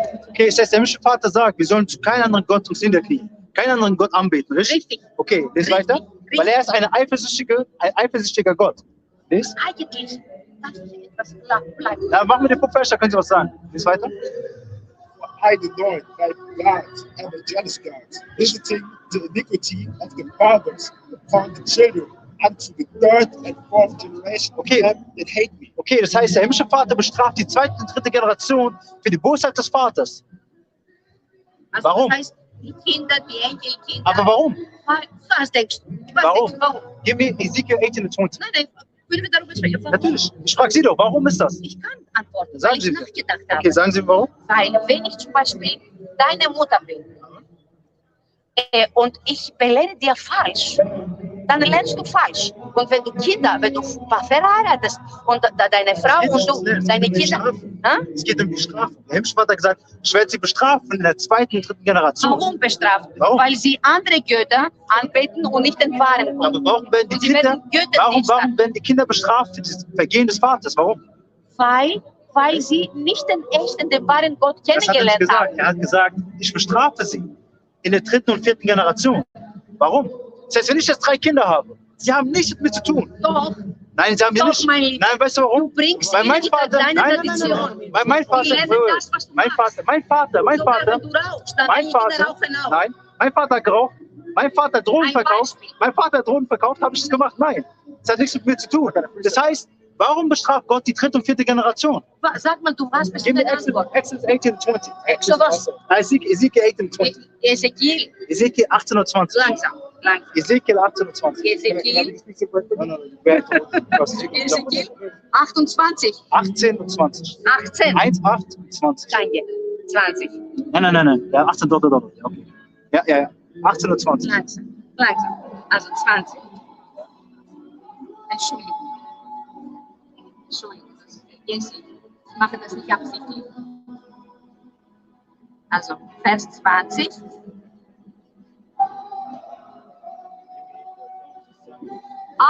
Sehr gut. Sehr gut. Also, die Seele, die sündigt, die wird sterben. Genau. Also, Das ist das Ding. das heißt, keine Regeneration, mein Junge. Doch, das heißt Regeneration, Wenn du natürlich. sündig bist. No. Natürlich. Weißt du warum? Wissen Sie warum? Dass der Punkt hat gesagt, der Punkt hat gesagt, oder mehr read it. Yeah, we have to read it first. Yeah, read it first. 18 and 20. Yeah. Soul that sinneth. Können Sie ein bisschen weiter zurückgehen, weil Sie sind da.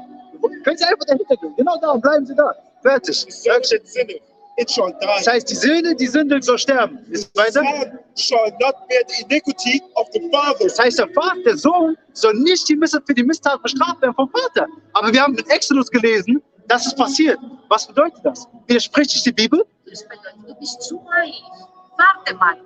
Ich will nicht so eilig. Wir wollen so kleine Menschen, ich auch und du.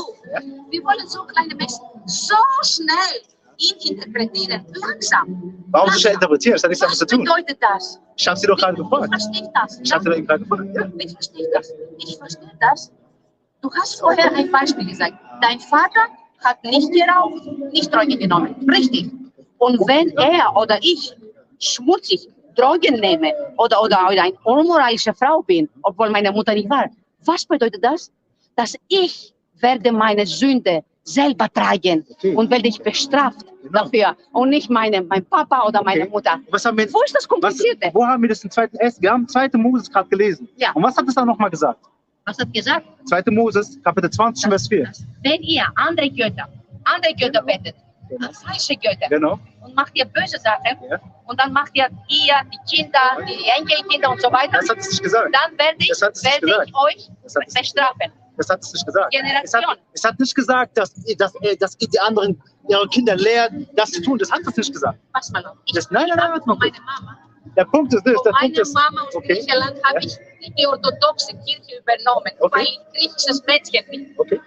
Verstehst du? Okay. Das ist mein Leben, meine Erfahrung. Ich erzähle kein Märchen, Okay, keine das ist Vision. Pass wunderschön. mal auf. Das hat aber nichts damit zu tun, Da weil der ich Punkt in ist das. Griechenland geboren bin,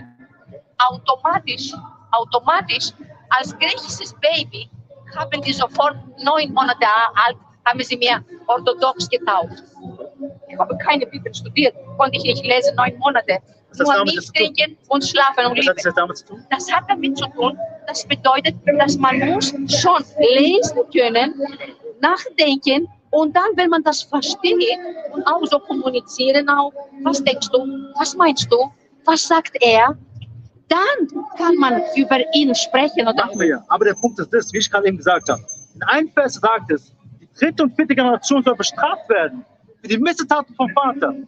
Im anderen Vers sagt es, die Seele, doch hat es gesagt, iniquity of the father. es geht um das erste Go to Gesetz. Exodus 24 again. Go to it Das again. erste Go to Gesetz Exodus ist 24. Exodus noch einmal. Exodus 25. 20. Go again. Thou shalt not bow down thyself. Wait, please. Wait. Nicht eilig.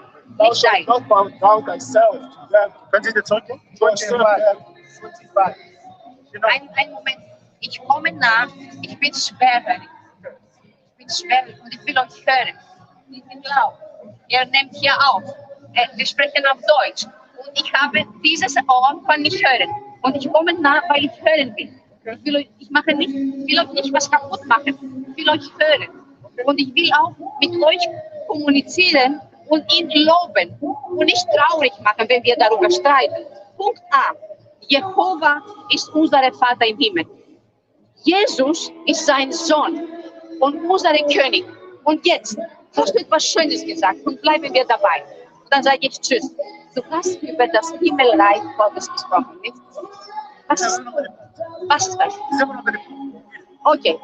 Exodus 25. Thou shalt not. Moment. Exodus 20. 5. Noch einmal. Thou shalt not bow down thyself. Excuse me, stop. Fangen wir vom Vers 1 bis zum 5. Dann werden wir verstehen.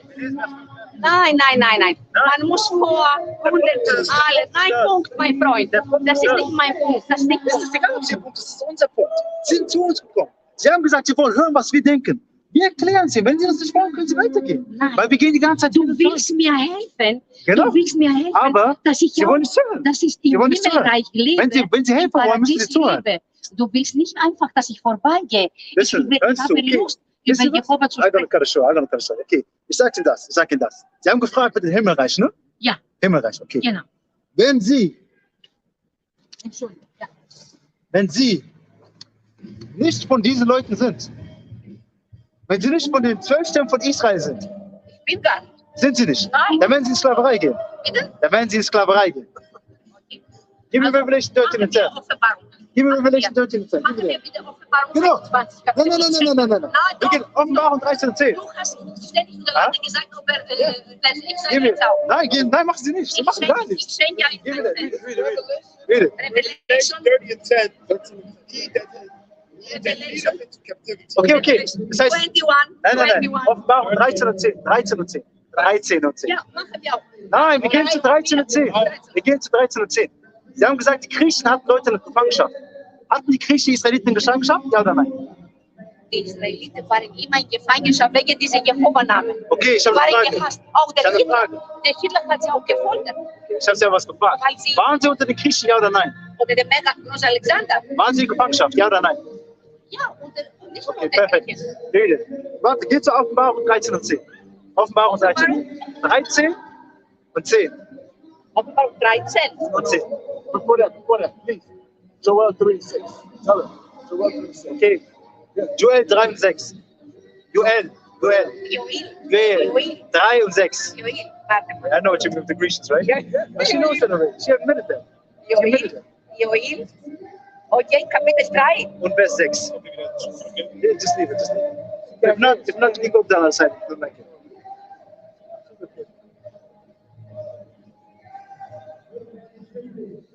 Jesus sagte, die Leute sollen zu ihm kommen. Er sagte hier ständig, geh weg. Wir sagen nicht, geh weg. Wir sagen einfach Abstand, weil sie müssen auch verstehen, dass die Leute draußen nicht gefährlich sind.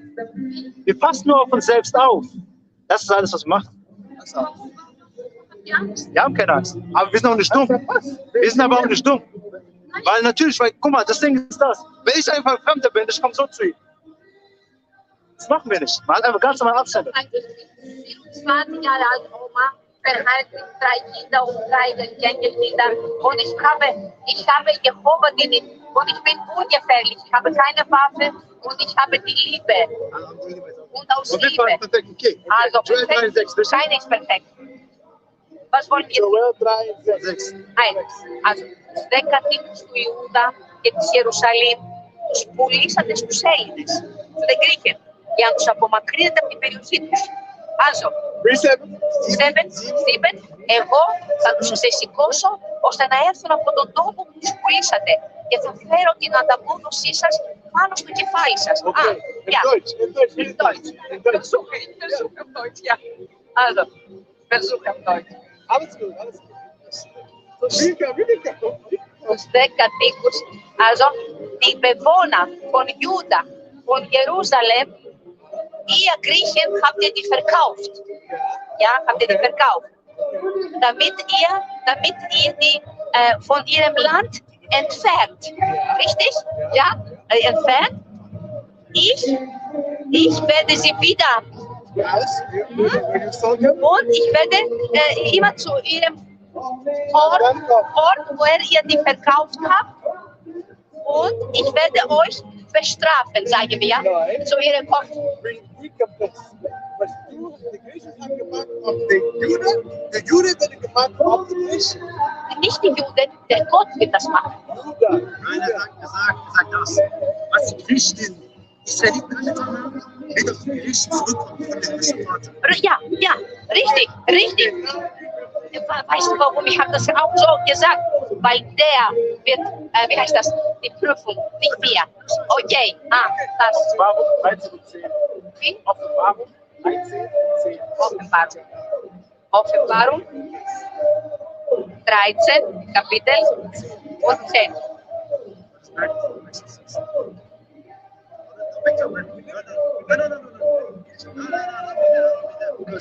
Auf Englisch und dann auf Griechisch, damit ich verstehe. Revelation 13 and 10. He that killeth into captivity. Jij zal jezelf vervuld had. Go into captivity. Je moest in gevangenschap He gaan. that killeth with the sword. Jij bent de zwakke kut Must had. kill with the sword. Moest de zwakke kut He werden. is patience and faith of the saints. Hier ist der Glaube und die Gehör der Heiligen. Warum? Warum ist das? Weil die Israeliten, die 144.000 auf diesen Tag warten. Auf den Tag der Rache, auf den Tag der Bestrafung. Wo alle Nationen außerhalb von Israel in Sklaverei gehen. Unter die Israeliten. Das wird kommen. Wer gibt Rache? Der himmlische Vater, ja. Ja, der himmlische Vater. Der himmlische Vater. Aber er benutzt seine Leute dafür. Er benutzt die Israeliten dafür. Die Auserwählten. Das wird er tun. Wir wissen das. Wir wissen das. Die Syrier, die Ägypter, hat er benutzt, damit er auch sein Volk auch belehrt. Genau. Aber der Punkt ist jetzt das, dass diese Leute, Ja. die der himmlische Vater benutzt hat, um die Israeliten zu bestrafen, die wird er in Gefangenschaft führen. Das heißt, alle Nationen außer Israel wird in Gefangenschaft gehen. Das ist, was für die Zukunft kommt. Nach der Zerstörung, weil es wird der dritte Weltkrieg kommen. Sie haben doch gefragt, was kommen wird, richtig? Ja, dann wollen wir Okay, sprechen. genau. Genau, der dritte Weltkrieg wird kommen. Give me Revelation 11 und 14. Offenbarung 11 und 14. Give me that. She has for the future, let's give her the future. Okay. She believe it or not. But let's read it in English. Ja. You can read it along with that. I'll translate it in German. Okay, sind Sie da? Revelation, Bin da. Revelation chapter 13 and verse 14. I mean 11 and 14. The second woe is past, Die zweite Zerstörung ist vergangen. and behold, the third woe cometh quickly. Und seht, die dritte Zerstörung kommt schnell. Davor, go to Revelation 9 and 12. Offenbarung 9 und 12. Gehen Sie zur Offenbarung. Offenbarung 9 und 12. Kommen Sie hier rüber. Sie haben gesagt, Ihr anderes Ohr geht besser. Hier Ist heute geht's besser, ja. Dann kommen Sie hier. Besser. Offenbarung 9 und 12. 9, 9 und 12, genau. Weil es hat dann von der zweiten Zerstörung geredet. 9 und 12. 12. Genau. Okay. This is Die sind so laut, Mensch. Revelation 9 and verse 12. Ja, langsam. Gib mir ein bisschen Zeit, Genau, bitte. okay. Да, το ένα λίγο μου πέρασε. She did. One woe is past, and behold, there come two woes more hereafter. Okay, das heißt, eine Zerstörung ist vergangen. Es spricht über den ersten Weltkrieg. Und die zweite Zerstörung werden folgen. Der zweite Weltkrieg, wie wir in Offenbarung 11 und 14 gelesen haben, die dritte Zerstörung kommt schnell. Das heißt, der zweite Weltkrieg, when was the eighth? When was the Second World War? 1948, right? 38, 48, Okay. 45. 45? Okay, 1950 war der zweite Weltkrieg vorbei. Okay, 45. Jetzt kommt der dritte Weltkrieg. Weil wir sehen gerade Russland und Amerika. Richtig, Beide Seiten bauen ihre Armeen auf. richtig, ja. Weil im Osten, wer ist da? Russland, Iran, China, Ihre Koalitionen. genau, ihre Koalition. Und dann im Westen ist Amerika, Und Amerika. Amerika, genau. Und die NATO und die EU mit Amerika. Ja. Weil Amerika über diese Nation herrscht. Wenn Amerika sagt, geht nach links, wir gehen nach links. Das heißt, was kommen wird, ist der dritte Weltkrieg. Dritte Weltkrieg kommt. Oder vielleicht greift ein. Nein. Dritte Ich habe Weltkrieg. gesagt vom Krieg. Nein. Das ist der finale Krieg. Das ist finale Krieg. Wenn dieser Krieg So vorbei viel ist, Blut. genau, aber wenn dieser Krieg vorbei ist, kommt Frieden. Wenn dieser Krieg vorbei ist, ultimative Krieg, dann kommt Frieden. Nach diesem Krieg. Und wie meinst du jetzt? Wie kommt das jetzt? Wie kommt das? Ja. Wie, was meinst du? Dritter Weltkrieg oder Frieden? Nein, ich meine jetzt mit diesen, also dass die letzte Macht ist England und Amerika zusammen. Aha. Und auch diese EU-Länder, diese Genau, NATO und EU. Wie heißt diese? Wie heißt das? NATO Und dann ja, jetzt ja. der König von dem Süden, der spielt die Rolle, die Russland mit ihren Koalitionspartnern. Genau. Und das steht auch in der Bibel Genau, alles. genau, das stimmt alles. Alles steht Genau, das, ja. genau. Give me Jeremiah chapter 50. Jeremias. Give me Jeremiah chapter 50. Jeremias. 50 and verse 9. Sag auf Deutsch. Jeremia Jeremias. 50 und 9. Remida 50, 9. Weil Sie müssen verstehen, dass Amerika steht nicht in der Bibel. Es steht in Gleichnissen. Gleichnissen. Im Daniel-Buch. Genau. Im Daniel-Buch. Genau, Danielbuch zum Beispiel. Genau. Das heißt, in der Bibel gibt es Gleichnisse. Weil antikes Babylon ist zerstört, richtig? Richtig. Okay. Richtig. Was ist modernes Babylon? Die falschen Religionen. Nein, modernes Babylon ist Amerika. Nein. Doch, Amerika. Sehr gut. Modernes Babylon Ist Amerika. hat mit Religion zu tun, nicht Nein, mit nein, nein. Politik. Nein, Aber das hat Politik auch und nicht mit Religion Prinzip. sind zusammen. Nein, aber das Ding ist das, es ist Amerika. Warum? Wenn Amerika sagt, Schwulen und Lesben können heiraten, Homosexuelle können heiraten. Amerika hat gesagt, das ist okay. Wer ist gefolgt? Deutschland, England, all diese Länder sind gefolgt.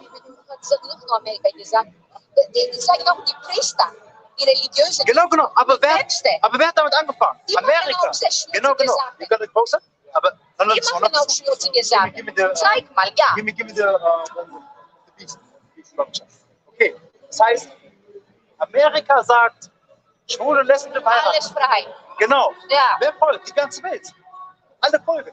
NATO und die EU. Russland geht ein bisschen dagegen. Aber der Rest der Welt folgt. Warum? Weil Amerika Babylon ist. Kennen Sie auch die Hure in Offenbarung 17? Richtig? Ja, genau. Das ist Amerika. Genau. Nein, das Die Hure doch ist in Amerika. das Imperium von den falschen Religionen und das ist das politische System. Diese Genau, Politiker, aber die herrschen. das ist und Amerika. sie herrscht über die. Genau. Und, das ist und Amerika. Jehova steht, komm, sehen Warum? wir. Wissen Sie warum? Weil wie werden die falsche Religion gerichtet? Wie werden die falsche Religion gerichtet? Die falschen Religionen. Wie? Die sind Wie werden sie zerstört? die, wie du sagst, schmutzige Unmoral Aha. haben. Genau. Wie du sagst, Männer mit Männern, Genau, Frauen. Frauen. Oder dass ich frei verheiratet bin, verheiratet und gehe ich fremd. Okay. Oder zum Beispiel, ihr seid nicht verheiratet und ihr habt Freundinnen, obwohl ihr nicht verheiratet seid. Und das ist auch eine Sünde. Nein, das ist nicht, aber okay, ich spreche später. Ich spreche darüber. Warum nicht? Ich spreche später darüber. Bleiben wir bei dem Thema. Warum nicht? Bleiben wir bei dem Thema. Bleiben wir bei dem Thema. Wir müssen bei dem Thema. Guck mal, Jehova sagt, dass er... Nein, bleiben wir bei dem Thema. Bleiben. Dann gehen wir zu einem anderen, okay? Bleiben wir, okay. Perfekt. Bleiben, ja. Okay. Jeremiah 50. Hold.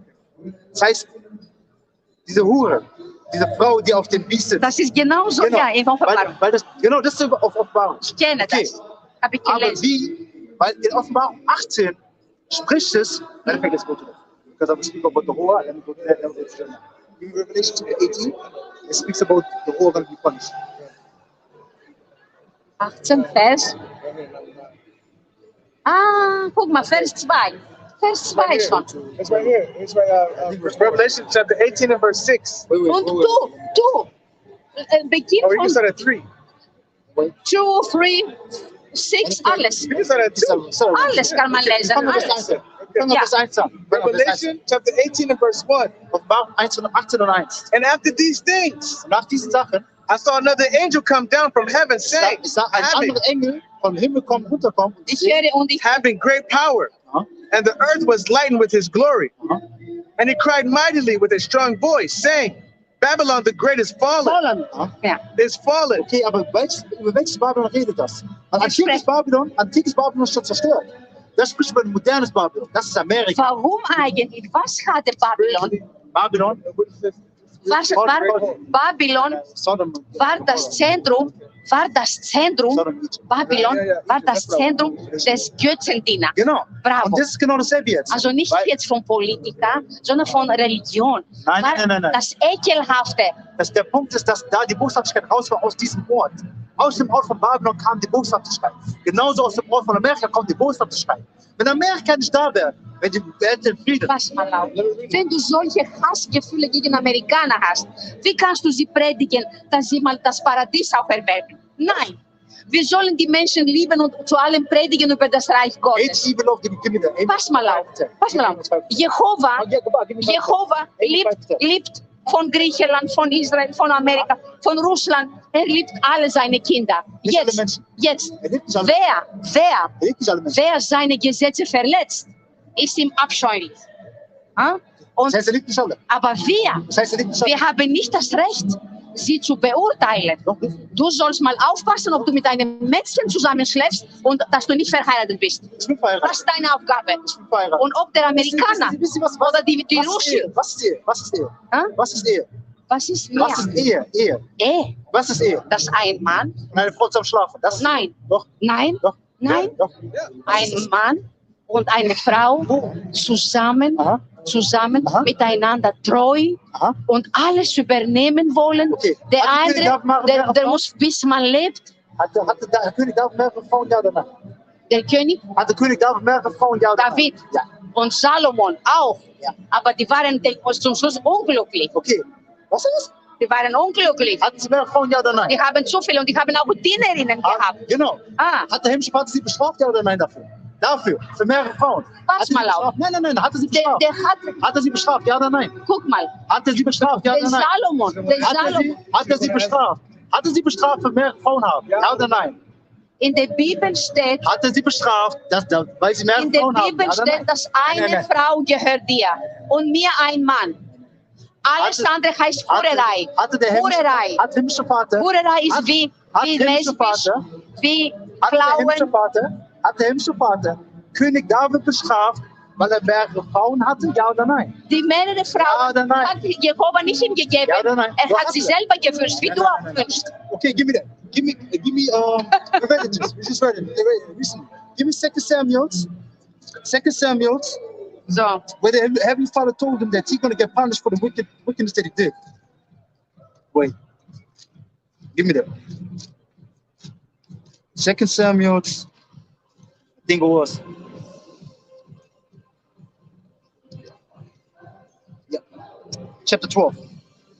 2. Samuel, Kapitel 12. 2 Samuel, Moment. 2. Samuel, Kapitel 12. 2 Samuel, Kapitel 12, 12, ja. Aha, mit Pistabe. Ah? Yeah, you can say Was ist mit Pistabe? Ja, Okay, Vers 10. Vers 10. Vers 10. Vers 10. 10. Yeah. Now, therefore the sword. Langsam, warte mal, warte, bitte, please. Ich muss das auch finden, ja? Jetzt, 10. Now, therefore the sword shall never depart from thine house, because thou hast despised me, and thou hast taken the wife of Uriah the Hittite to be thy wife. Okay, das ist Strafe. Warum? Weil er mit einer verheirateten Frau geschlafen hat. Diese Frau genommen hat. Dafür wurde König David bestraft. Nicht, weil er mehrere Frauen hatte. Geht's weiter? Thus saith the Lord, Yahweh, behold, I will raise up evil against thee out of thine own house, and I will take thy wives before thine eyes, Deine Frauen. Du hast von den Augen nehmen. and give them to thy neighbor, and he shall lie with thy wives in the sight of this sun. For thou didst it secretly, but I will do this thing before all Israel and before the sun. And David said unto Nathan, I have sinned against Yahweh. And Nathan said unto David, Yahweh also hath put thy sin, thou shalt not die. Put away thy sin, thou shalt not die. Select. Sein himmlischer Vater hat ihm sogar dafür vergeben. Er ist nicht gestorben. Weißt du Obwohl er Mord begangen hat und Ehebruch begangen hat. Weil sie beide Strafen für tot sind. Aber er wurde nicht bestraft. keinen Frieden mehr Er in seiner wurde, Familie. aber warum? Nicht, weil er mehrere Frauen hatte, sondern weil er Ehebruch begangen hat. Was kann man? Jehova will nicht, dass wir mit mehreren Männern Nein. Mehrere Frauen ja, mehrere Männer nein. Mehrere Frauen ja, mehrere Männer nein. Bitte? Ja, das ist was ist Was warum. bist du mehr als deine Frau? Was ich mehr bin? Was bist du Give mehr? me Das ist sehr schlecht. 1 Corinthians chapter 11. Ihr seid, guck mal, Give it. du bist gleich mit deiner Frau. Nein. Du bist der Haupt, Paulus spricht was du anderes. bist der Haupt der Familie Genau. und sie ist deine Ehefrau. Genau, aber sie ist Und die unter mir. soll, Sie ist unter nein, mir. Jehova sagt, 1 Corinthians oh, guck mal, chapter meine 11. Batterie. Nein, deine Frau ist nicht unter ist dein. unter mir? Jehova hat alle gleich. Nein, ist- Nein, mein Gott, du bist nichts Besonderes. Du Warte bist mal, auch sündig. Warte mal. Wir nicht sprechen von unserer Herz. Wir sprechen von was die Bibel sagt. Bravo. Ja, richtig. 1 Corinthians chapter 11, 1. Korinther. verse 13. Let it get there. Erst Let's slowly cook it, yeah? Yeah. 1. Korinther, Kapitel 11, Vers 3. Right. Yeah. But I would have you know Aber was ist wissen? that the head of every man is Christ. Okay, der Führer von jedem ist der Hauschai, okay, sogenannt Jesus. Okay? And the head of the woman is the man. Und der Richtig. Führer von der Frau ist der Mann. Das heißt, wie kann der Mann und Frau gleich sein? Wie kann es sein? welches ist dein Haupt? Yahushai. Ah, bravo. Okay. Und welche ist Joschai Haupt? Yahushai, Yahweh. Okay. Das heißt, Okay. wenn du Okay, deine und Frau, wer ist Haupt von der Frau? Hä? Wer ist Haupt von der Frau? der Mann, der Okay. Ehemann, sie Ey, weiß sehr genau. gut. Aber das bedeutet nicht, das bedeutet nicht, Wenn wir gleichgestellt sind mit der Frau. Jesus. Nein. Wenn wir gleichgestellt sind mit der Frau. Sie haben gesagt, wir sind gleichgestellt mit der Frau. Richtig? die Welt ist gleich. Obwohl, Der Welt. obwohl wir. Du kriegst Paradies und sie kriegt auch Paradies. Okay. Du kriegst nichts mehr als sie. Vielleicht kriegst du das auch nicht, wenn du mit anderen Frauen Also ich schläfst. sag Ihnen ehrlich, wir haben mehrere Frauen in alten Zeiten gehabt, werden mehrere Frauen im Königreich haben. Werden nicht mal eine Frau sein. Weil mehrere Frauen sind dafür da, dass wir mehrere Kinder vorbringen. Dafür ist es da. Also, Glauben Sie nicht? Schau Alles so. mir. Auf jeden Fall. Okay, but I want to get this one verse where it says, I would have to give you more wives. Also, Moment. Oh, nein. Guck mal, nein, Moment. Ich bin eine Frau jetzt und ihr seid drei Männer. Guck mal, wir haben jetzt gelesen, der Haupt von mir ist mein Mann. Ja. Ist mein Mann. Genau. Und von dir, von dem Mann, ist der Jesus. Aha. Jesus hätte seine Frau erniedrigt. Ein Beispiel, ja, wenn dein Haupt ist, du sollst man nachahmen. Was er gemacht hat, musst du auch machen. Jesus hätte seine Frau so verletzt und mit anderen Frauen geschlafen. Jesus Das ist keine Verletzung. Diese Frau muss akzeptieren. Diese Frau muss akzeptieren. Nein, das ist unverschämt. Das ist Give me unverschämt. 1 Corinthians 14:34. Okay. No. You look at the other verse, Baba. Look at the other verse where it says, I would have given you more wives. Yes. See? Okay. Go back to 6 7. I know it was there. 6 7 is 12 18. Go there. Bist du so glücklich, dass du recht hast? Nein. Also wenn ich eine Frau wäre und wenn du zum Beispiel mit anderen Frauen gehst, dann da hast du keine Liebe. Hast du keine Liebe. Wenn Sie das denken? Okay. Nein, ich denke das nicht. Jehova denkt das. 34. Pass mal auf, als das Paradies war und alles war Hat König David seine Frauen geliebt? Hat König David seine Frauen geliebt? Hat König David seine Frauen geliebt? Ja oder nein? Eine Frau. Wer hat König David seine Frauen geliebt? Es ist mir egal, was der David oder du. Mir interessiert, was Jesus und Jehova sagen. Weil die sind perfekt und vollkommen. Okay. David, guck mal, du hast gesagt, David hat eine Sünde mit einer fremden Frau. Aber warum? Wegen Ehebruch. Warum willst du seine Spuren nachfolgen? Wegen Ehebruch.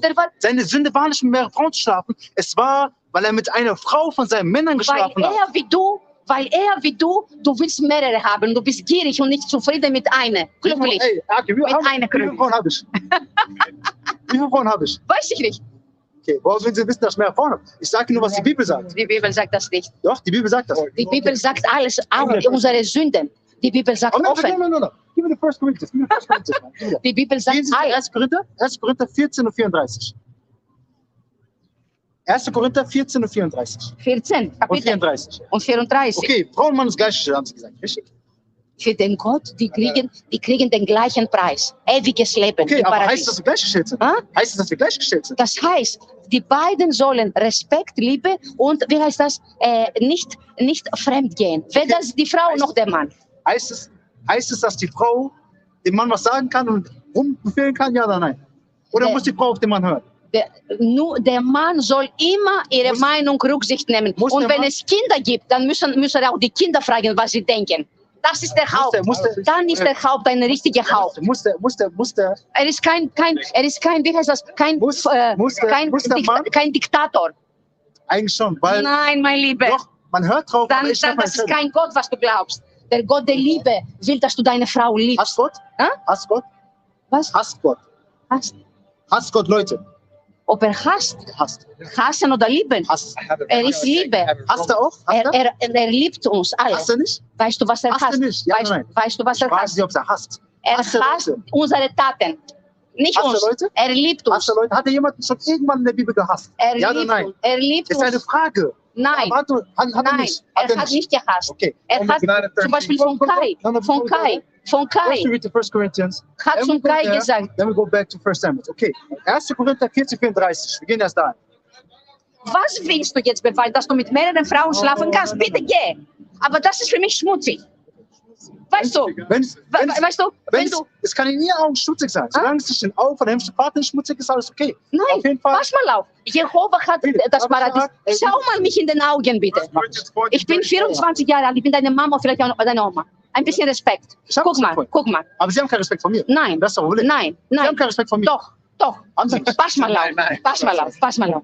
Als Jehova Menschen schuf, männlich und maskulin und feminin, hat gesagt, war nur Adam und Eva. Und er hat gesagt, das ist deine Frau und ihr werdet Eheleute sein. Nicht Freundinnen, nicht Freunde, wie die Leute heute leben, unmoralisch. Ja. Darum kommt die Vernichtung und der Armageddon. Weil die Leute, die wollen machen, pass mal auf, die Leute wollen machen, was die wollen. Wie er sagt, das Herz. Und nicht, was in der Bibel steht. Also in der Bibel steht, keine der Hurerei, der fremdgeht, der Götzendiener betet, der klaut, der anlügt. Okay, wo steht das? Keine wird, Wo steht das? das finden wir hier in der Bibel. Aber auf jeden Fall, bevor Sie das finden, wir lesen 1. Korinther 14, 34, ja? 1. Korinther, 14 und 34. Weil ich will nur einen kurzen Punkt machen und dann gehen wir weiter. ja. 1 Corinthians 14, 34. Warte mal, 1. Korinther 14, 14. 14, 1, 4, 14. 34, 3, 4. 3, 4. Danke, ich danke dir. So. Ich will, dass wir uns mal verstehen, was Jehova von uns will. Jetzt nicht, ob du mit vielen Frauen schläfst oder nicht, das ist unverschämt. Okay. Sag mal, möchtest du, dass deine Frau mit mehreren Männern Darf schläft? sie nicht, du musst sterben. Wenn sie das tun, musst du sterben. Und du auch. Nein, musst du nicht. Mein Junge, du bist gleich in Jehovas Augen, du bist ihr sein Sohn und sie ist ihr seine Tochter. Okay, warte mal. Ja. Wie viele Kinder kannst du haben in einem Jahr? Wie viele Kinder kannst du haben? Wie viele? 9 Monate, dann kriege ich ja. Okay, wenn wir machen eine Nationalität. Nationalität. Wenn wir machen Es ist dem Jehova egal, wie viele Kinder. Dem Jehova ist wichtig, dass wir, weißt du was, es ist dem Jehova egal, wie viele Kinder, unglückliche Kinder. Warte mal. Es ist für Jehova wichtig, dass wir gute Menschen Moral haben. Wie viele Frauen hat Jakob? Jakobos. Wie viele Frauen hat er? Er hatte die eine geliebt und hat sein Schwiegervater, die ältere, die Genau. Siehst du, Wie viele Frauen hat er? hat Abraham? Abraham, seine geliebte Sarah. Und dann Sarah konnte nicht Baby bekommen und sie war 90 Jahre alt, so wie ich Oma. Aber- Und dann hat, Aber dann ist er fremdgegangen. Ah? Dann ist er fremdgegangen. nein, Doch. Nein. Dasselbe. nein, langsam. In der Bibel steht, sie hatte Agar, die ägyptische Dienerin, und die Sarah hat gesagt, gehst du und schläfst du mit ihm, ist was passiert? Nein. Was Böses passiert? Nein, alles gut. Meine Batterie. Ja, genau. Unsere Batterie ist auch aus. Okay, aber Also, guck mal. dass wir viele Frauen oder Männer haben. Lassen das die hat Wort die Jehova von gesagt. Gott, lassen die Wort Hier von Gott Jehova zu. sagt, was wir machen, die Menschen. Okay, Deuteronomy. Nicht ja das, Deuteronomy. was ist das? Was das? Deuteronomio. Deuteronomy 21. 5. Mose. 5. Mose. Deuteronomio. Das heißt zweites Gesetz. Genau. Ja? 21, 15, ja? 21. 15, ja. 21. 15. Vers 15. Also bald die Batterie ist aus. Weil das ist doch das Gesetz Gottes, richtig? 21. 15. Das ist das Gesetz Gottes, richtig? 15. Das Gesetz Gottes. Die Bibel. Okay. Die Bibel, ja. Okay. Weil Sie haben ja gerade gesagt, man darf keine 2, 3 Frauen haben. Man darf keine Nein, 2 mein Lieber, Frauen. du brauchst eine. Nein. Ich frage nur. Eine. Sie sagen nein, richtig? Ah, Sag was nein. ist das? Okay. Okay. Das ist schmutzig. Okay, Vers 15. 15. Very good. Vers 15. Okay. Okay, now we get it. If a man have 2 wives, Bravo, two guys, bravo, yeah. one beloved and another hated, and they have borne him children, both the beloved and the hated, and if the firstborn son be hers that was hated, then it shall be when he maketh his sons to inherit that which he hath, that he may not make the son of the beloved firstborn before the son of the hated, which is indeed the firstborn. Das heißt, Meine liebe Jungs, versteht ihr, warum Jehova so vieles schreibt? Konnt ihr das verstehen, warum? Aber wenn es so Lass mich eine Sünde mal ist, ausreden. warum- Weißt du, warum schreibt er das? Weil die Leute, die wollten machen, was sie wollten. Und sie wollten nicht treu bleiben, wie Jehova die Gesetze.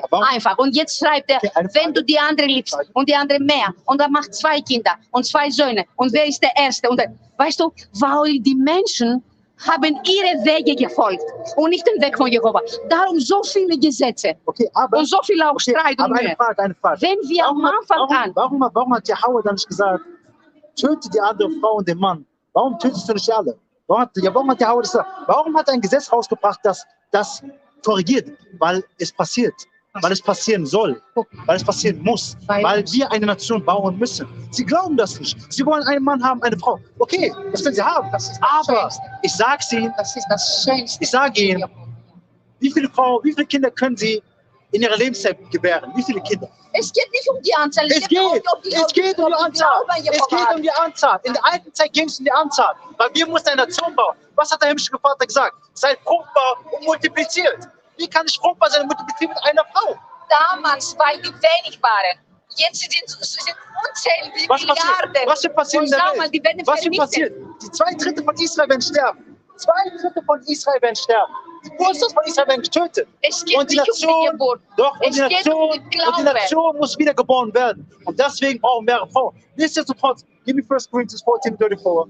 And you got the first Samuel, and you got the Romans, right? Give me the first Samuel chapter 12, verse 8. We're going to cut down that, then we go to the Romans.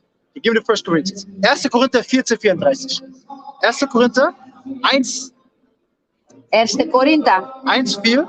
Langsam, bitte. 1. Korinther 3,4. 1:3. 1. 1,4. 1. Korinther Ah, 3:4. ah. That's good. Somebody got a phone? We can just record ourselves. Schloss.